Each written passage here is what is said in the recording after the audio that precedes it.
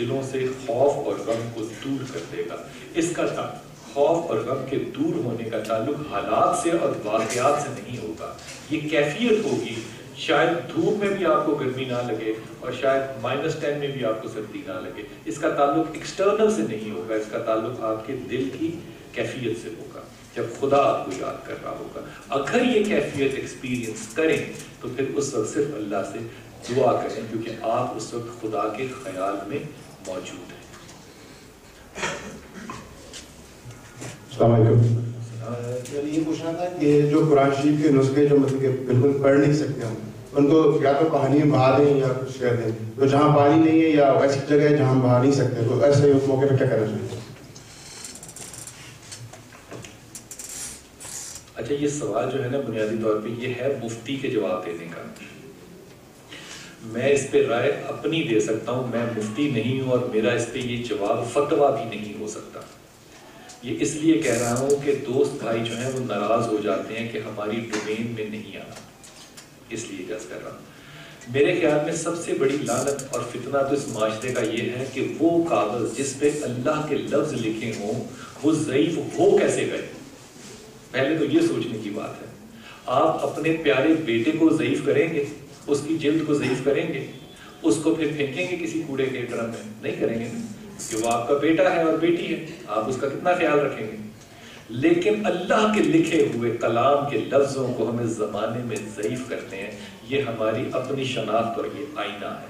میرے خیال میں اگر آپ اس کو پانی میں نہیں بہا سکتے تو آپ تقدس سے ان کو جلا دیں، یہ سب سے آسان کام ہے۔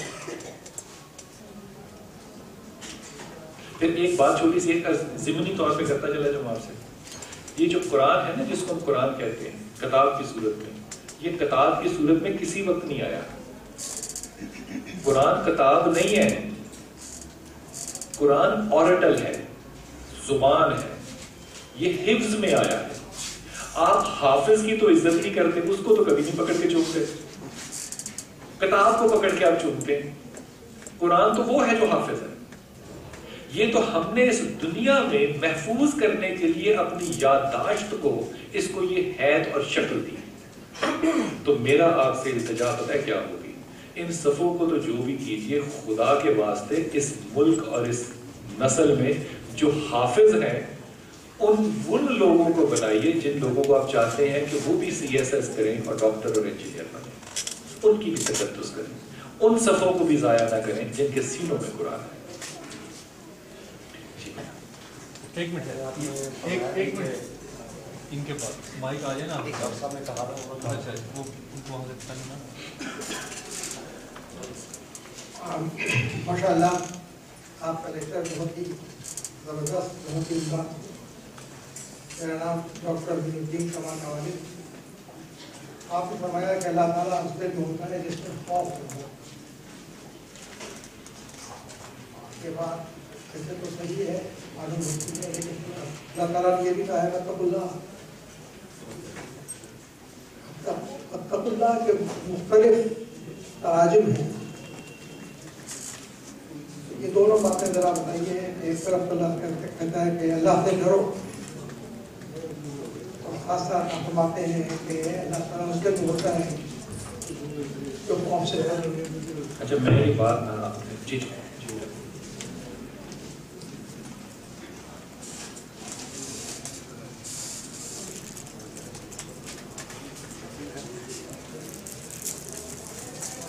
اچھا یہ پرچیاں جو ہے نا یہ میں نے بالکل بھی نہیں پڑھنی کیونکہ میرے پاس اینک نہیں ہے، تو آپ اپنا وقت ضائع کر رہے ہیں پرچیاں مجھے دے کر، میں ان کو پڑھ ہی نہیں سکتا۔ آپ کوشچن کر لیں۔ یہ جو معاملہ ہے نا کہ اللہ ایک طرف تو کہتا ہے کہ مجھ سے ڈرو، اور پھر میں آپ سے عرض کر رہا ہوں کہ اللہ سے ہرگز نہ ڈرو، کیونکہ خدا جس دل پہ آتا ہے وہاں سے خوف اور غم چلا جاتا ہے۔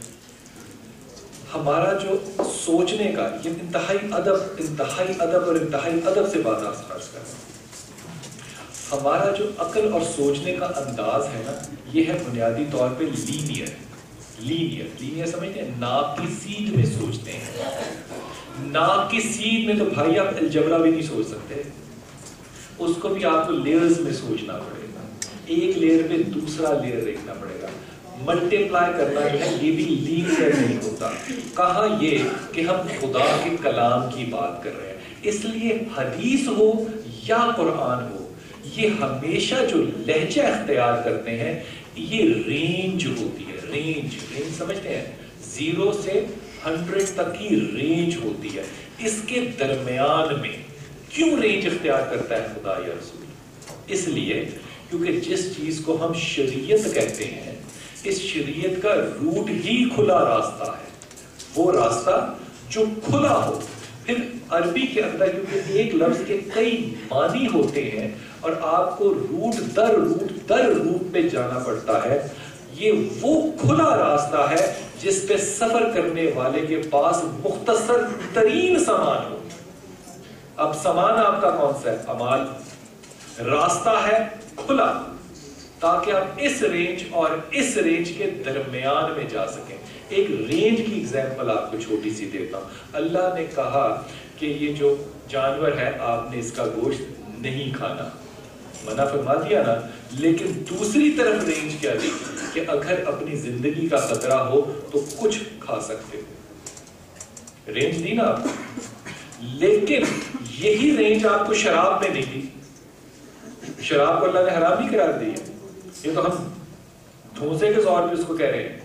अल्लाह ने उसको शराब को हराम से भी एक कदम आगे ले गया। अल्लाह कहा ये फेले शैतान है।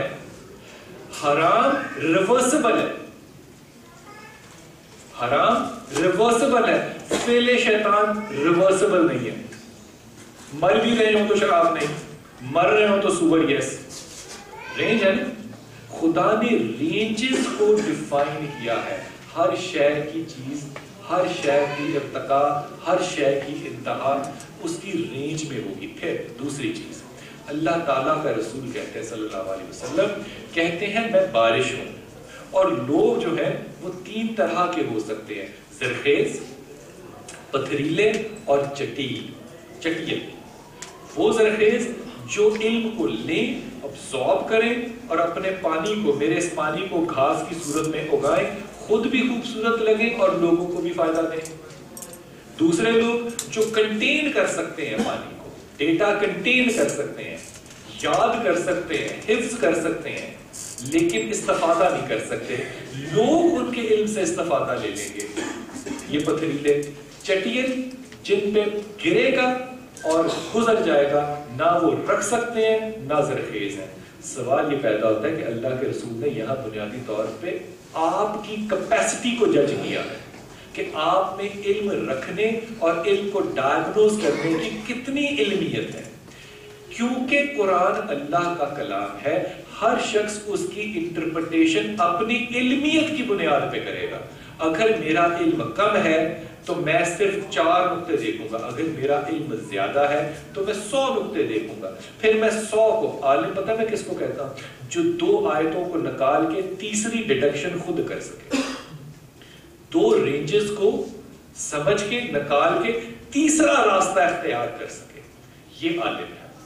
अब एक तरफ तो खुदा ने खौफ का जिक्र कर दिया, डरो मुझसे, बिल्कुल अल्लाह ने कहा कि डरो मुझसे, लेकिन गौर कीजिए अब एवरेज निकालिए इन आयात की जहां अल्लाह ने कहा कि डरो मुझसे। फिर अल्टीमेटली 99% में खुदा अगली कॉरेस्पॉन्डिंग आयत पता है क्या कहेगा कि मैं माफ करने वाला।